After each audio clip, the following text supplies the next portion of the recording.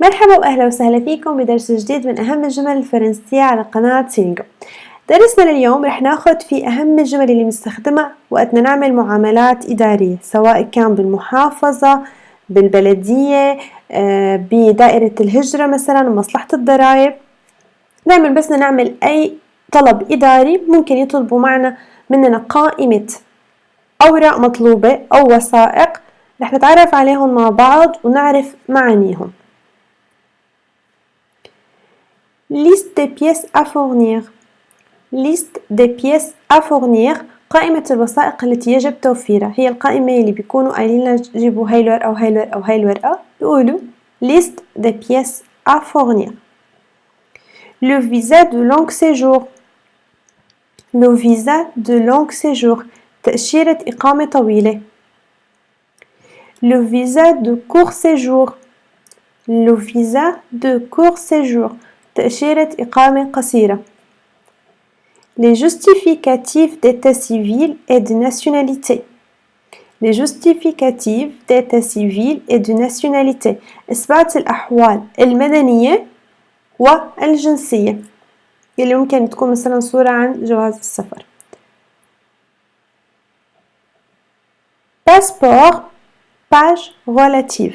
دائما وقت يطلبوا مننا جواز السفر فبيطلبوا مننا نصور عدة أوراق أو صفحات من جواز السفر، فبيكون مكتوب عنا باسبور باج ريلاتيف. أول وحدة على l'état civil اللي هي فيها بيكون الحالة المدنية اللي بيكون فيها الاسم واسم الأب واسم الأم، يعني الصفحة الأولى اللي بتكون فيها الصورة à l'état civil. Aux dates de validité. Aux dates de validité. تواريخ الصلاحية اللي بتكون بالصفحة الثانية ممكن اللي بيكون إنه هذا جواز السفر صالح لأي تاريخ. Au cachet d'entrée. Au cachet d'entrée اللي هي أختام الدخول، الصفحة اللي بيكون فيها ختم الدخول لفرنسا مثلا. Extrait d'acte de naissance avec filiation. Extrait d'acte de naissance avec filiation. شهادة الميلاد، الأكت النصنصية، شهادة الميلاد أو فينا نقول إخراج القيد مع ذكر الوالدين. الفيلياسيون هن علاقة القرابة اللي نحن لأهالينا، للأب اسم الأب اسم الأم. فإكسترا داكت دي نيسانس افيك فيلياسيون. فدايما بنترجم الأكت دي نيسانس هو بإما شهادة ميلاد أو إخراج القيد، بصير إحنا بنقول له إخراج قيد. Copie intégrale d'acte de naissance. Copie intégrale d'acte de naissance. نسخة كاملة من شهادة الميلاد. الكوبي انتجرال هي النسخة الكاملة لشهادة الميلاد أو لإخراج القيد. Extrait d'acte de mariage. Extrait d'acte de mariage. شهادة الزواج. الإكستري معناتها استخراج أو خلاصة أو مقتبس كترجمة حرفية، بس نحن بورقنا بشكل عام باللغة العربية ما بنحط هاي الكلمة كترجمة بس لنفهم المعنى. Extrait d'acte de naissance des enfants avec filiation. Extrait d'acte de naissance des enfants avec filiation. إذا الشخص عنده أولاد فبيطلبوا منه شهادة ميلاد الأطفال مع ذكر الوالدين، يعني كل طفل له شهادة ميلاد خاصة فيه مع أبوه وأمه لكل طفل. Carte de séjour. Carte de séjour اللي هو تصريح الإقامة أو بطاقة الإقامة. Carte de séjour de membres de famille rejoint. Carte de séjour de membres de famille rejoint. بطاقة الإقامة لأفراد الأسرة الملحقين بك، يعني مثلا إذا الواحد أخذ إقامة عمل فأفراد الأسرة اللي أخذين إقامة تابعة للشخص اللي أخذ إقامة العمل. Le livret de famille. Le livret de famille. دفتر العائلة. Le permis de conduire. Le permis de conduire اللي هي شهادة القيادة. Justificatif de domicile datant de moins de 6 mois. justificatif de domicile datant de moins de 6 mois. إثبات إقامة مؤرخ بأقل من 6 أشهر. دايما هنا بيطلبوا إنه ما يكون له مثلا 6 شهور ماضي عليه 6 شهور أو 3 شهور ماضي عليه. فjustificatif de domicile datant مؤرخ de moins de 6 mois. Facture d'électricité ou gaz, eau, téléphone fixe, accès à Internet.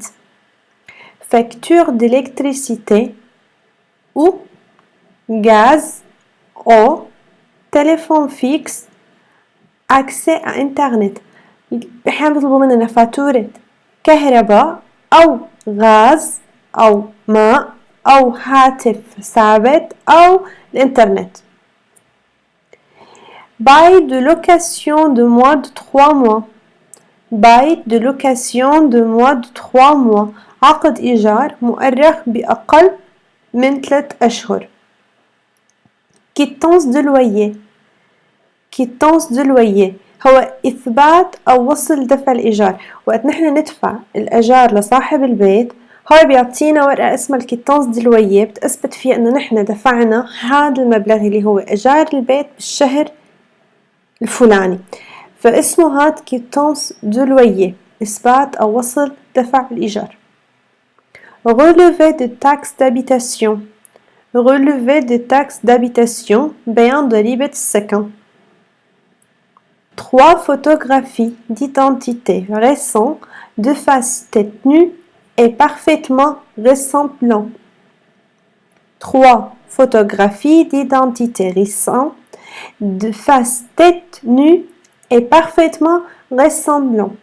3 صور شخصية اللي هن الفوتوغرافي d'identité شخصية حديثة récent de face للوجه tête nue يعني بمعنى الرأس مكشوف و parfaitement ressemblant متشابهة تماما يعني بتشبه الشخص حاليا ما انه الشخص مثلا مغير بملامح وشه او ما بتشبهه بشكله الحالي.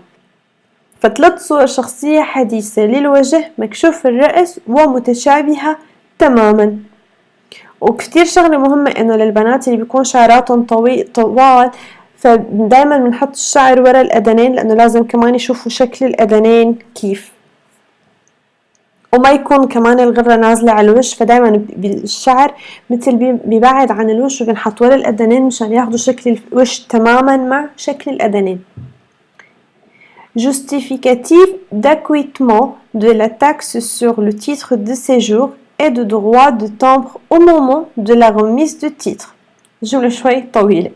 Justificatif d'acquittement de la taxe sur le titre de séjour et de droit de timbre au moment de la remise de titre. إثبات دفع الضريبة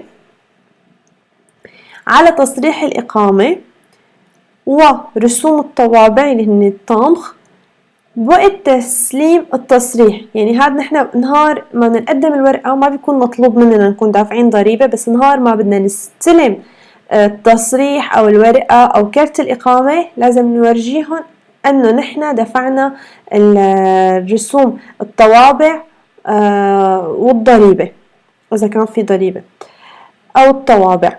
قبل كان فينا نشتري طوابع من التباك من محل التباك هلا ما عاد صار فينا نشتري طوابع في لينك على النت رابط بحطوا عليه ونحن بصيرنا نشتري الطوابع عن طريق الانترنت مباشرة وبيبعتوا لنا هن وقتها رسالة انه هذا الطوابع انت اشتريتها بقيمة كذا وهذا الرقم هن وقتها بياخدوه لهذا الرقم وبيعتبروا انه الضريبة اندفعت فبيسجلوا عليه.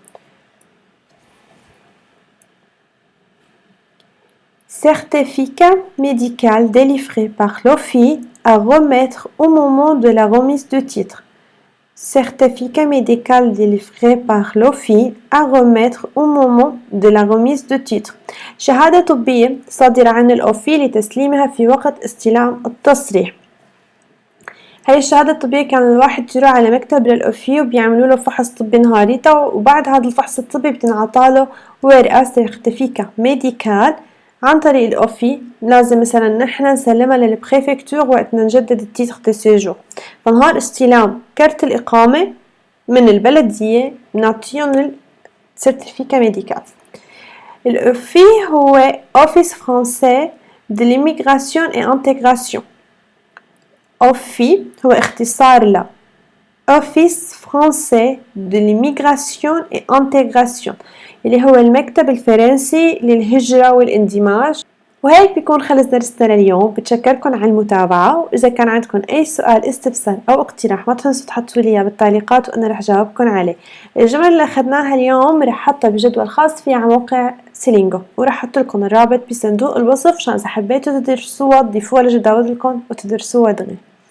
إذا عجبكم الفيديو ما تنسوا تعملوا لايك، سبسكرايب، تفعلوا زر الجرس وتعملوا شير للفيديو مع رفقاتكم يلي عم يتعلموا فرنسي أو عايشين بفرنسا ممكن الجمل يفيدوهم اليوم.